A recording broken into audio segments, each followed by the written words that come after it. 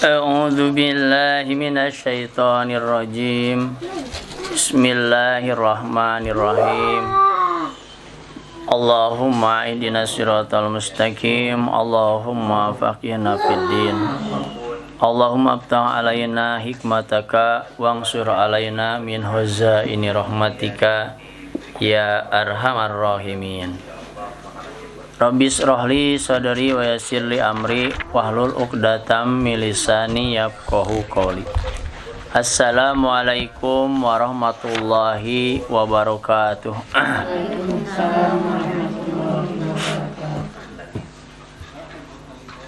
Alhamdulillahi rabbil alamin.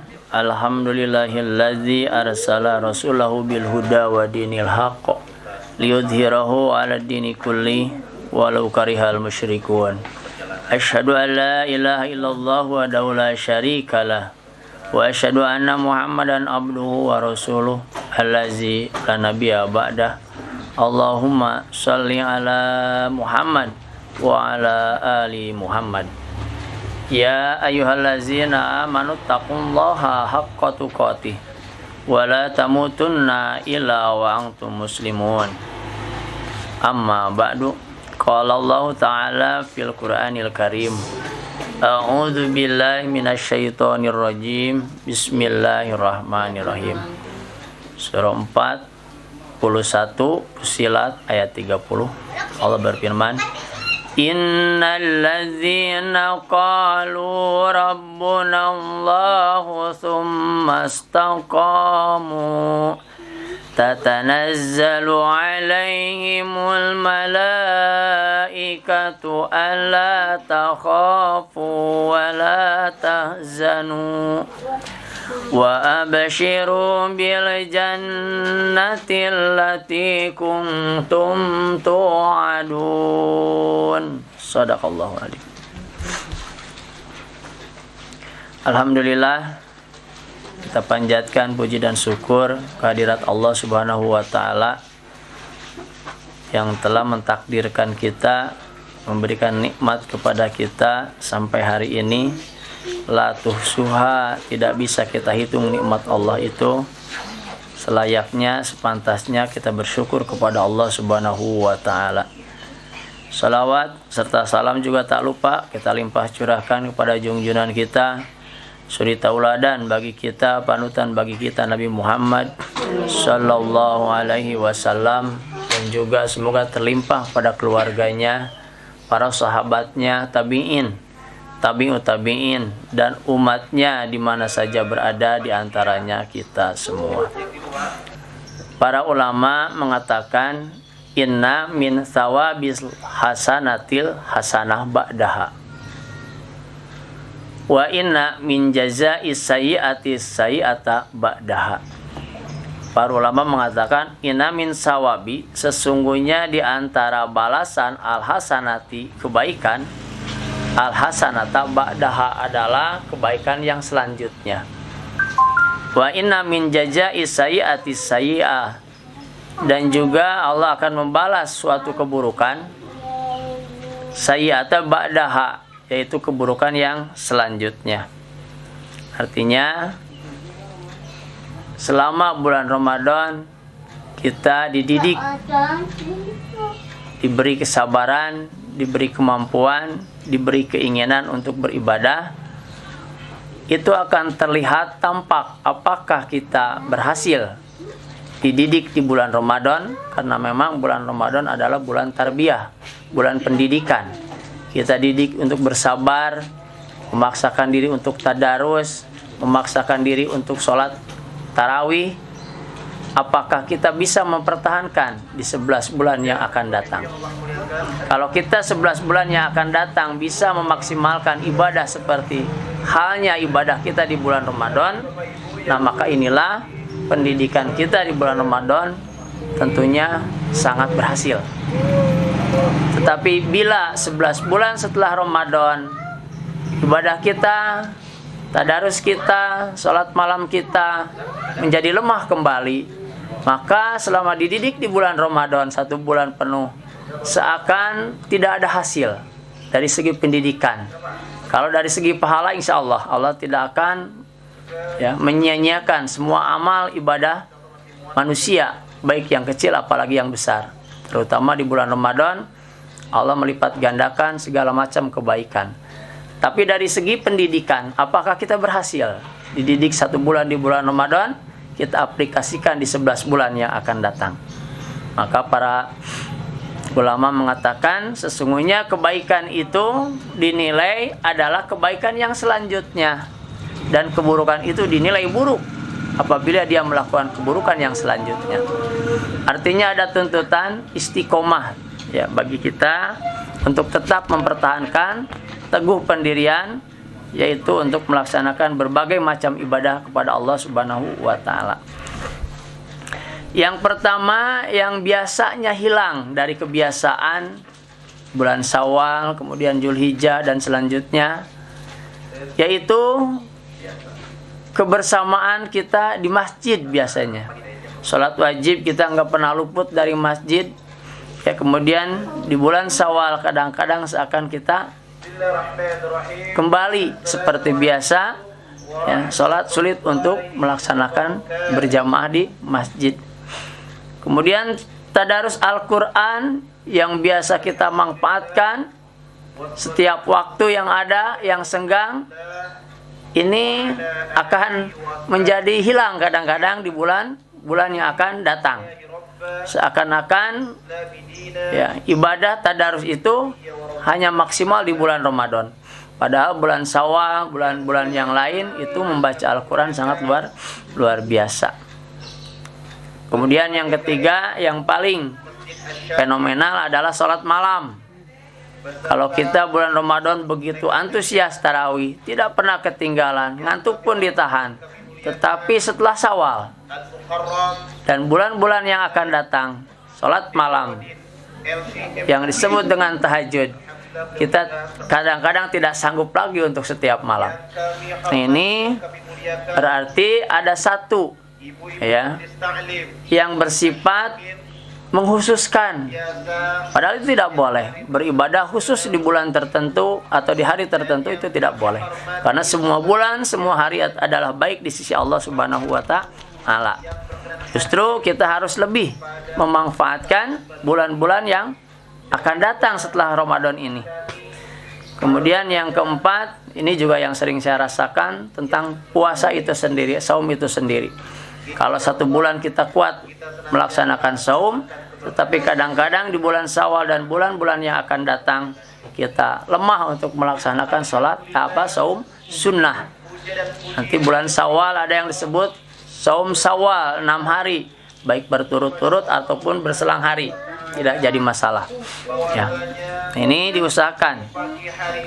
Karena Rasulullah bersabda, "Man shoma Ramadana tsumma atba'u sitan min Syawal kana kasyamu ad-dahri." Man shoma Ramadana, barang siapa yang saum Ramadan, tsumma atba'ahu, kemudian mengiringinya sitan 6 hari min Syawal, di hari Syawal, kana kasyamid dahri, seperti saum 1 tahun. Jadi ibadah saum Syawal ini, sunnah Syawal ini, pahalanya seperti ibadah saum 1 tahun, Bu. Jadi kita manfaatkan nanti setelah Idul Fitri itu berhenti saumnya karena haram saum pada hari raya. Di hari ketiga, keempat, 5 baru kita melaksanakan saum Syawal. Bagaimana yang punya tunggakan, punya hutang, lunasi dulu hutangnya. Estafet lah, hitung-hitung mempertahankan hasil dari pendidikan di bulan Ramadan. Kuat di bulan Ramadan, masa di bulan Syawal kita tidak kuat.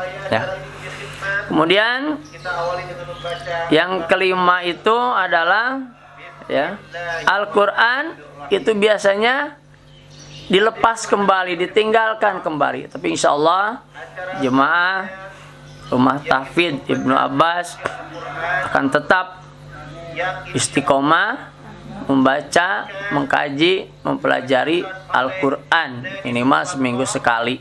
Syukur-syukur bisa sama seperti di bulan Ramadan. Setiap ada kesempatan kita bertadarus Al-Quran. ngahanca cek orang Sunda mah ya. Bisa juga ibu mendawamkan satu surat terus diulang-ulang supaya nanti dengan tidak disadari ayat itu jadi hafal ya, berulang-ulang karena bukan hatamnya tetapi berulang-ulang membacanya. Syukur-syukur dengan terjemah atau maknanya sehingga kita bisa mengamalkan, mengaplikasikan dari ayat suci Al-Quran.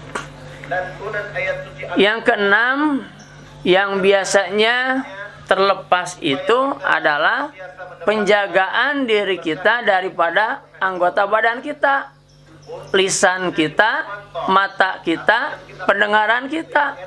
Yang di bulan Ramadan kita jaga sekuat tenaga kita, lisan kita tidak gibah, kemudian tidak menggunjing, mata kita tahan untuk tidak melihat perbuatan maksiat.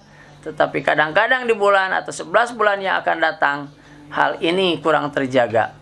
Nah, mudah-mudahan lisan kita, mata kita, pendengaran kita masih tetap terjaga di bulan-bulan yang akan datang.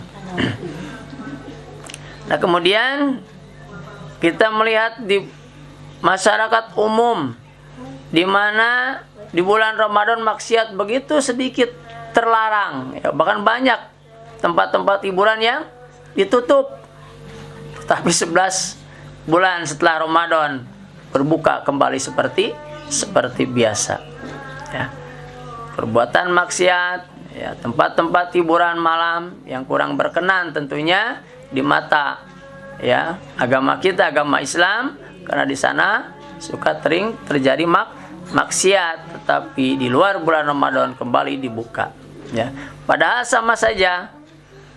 Ya.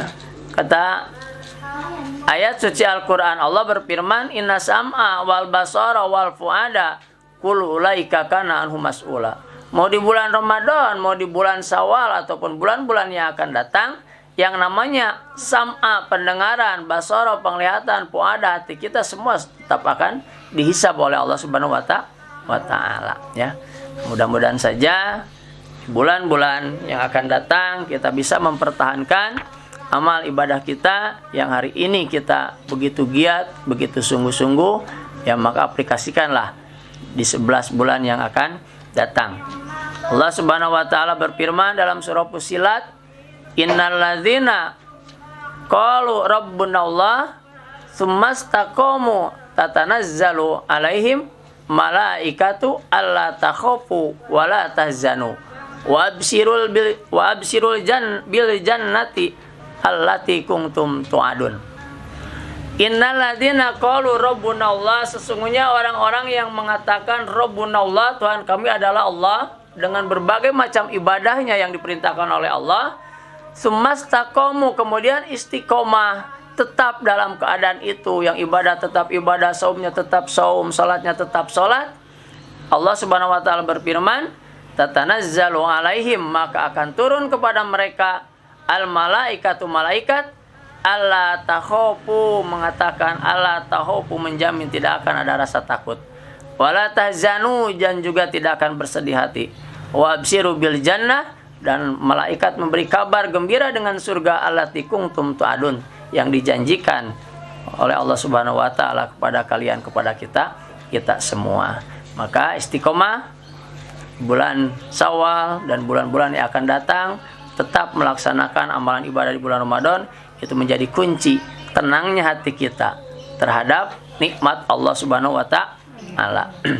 Kalau kita ngambil ibrah, pelajaran dari dua makhluk hidup yang sama-sama melaksanakan puasa, yaitu ulat dan ular, maka kita harus mengambil puasanya ulat. Kalau ular puasa selama 7-10 hari untuk mengganti kulitnya, dia tidak makan, tidak minum, berdiam diri di tempat yang sepi, bahkan di dalam gua yang tidak ada apa-apa, ya. Kemudian setelah berganti kulit, dia keluar kembali tabiat aslinya. Asalnya sebelum puasa dia buas, ganas. Setelah puasa pun tetap dia buas dan ganas. Tapi kalau kita melihat, menengok bagaimana ibrah dari seekor ulat yang begitu rakus, satu pohon bisa habis semua daunnya, dengan keganasan ulat, kerakusan ulat dilihat pun menggelikan. Tetapi ulat setelah puasa masuk ke dalam kepompong, berdiam diri selama 10 hari, keluar dari kepompong menjadi seekor kupu-kupu. Berhasil, tidak menjijikan lagi tapi indah dipandang mata, tidak rakus lagi tetapi dia memakan sari-sari bunga yang ada, dipilih memakannya. Nah, kemudian kupu-kupu ini bisa terbang tinggi. Beda dengan ulat, seganas apapun ulat dia tidak akan bisa terbang, tetapi kupu-kupu indah bisa terbang tinggi. Nah, inilah ibrah yang harus kita pelajari. Maka semoga bulan Ramadan kita dididik selama 1 bulan.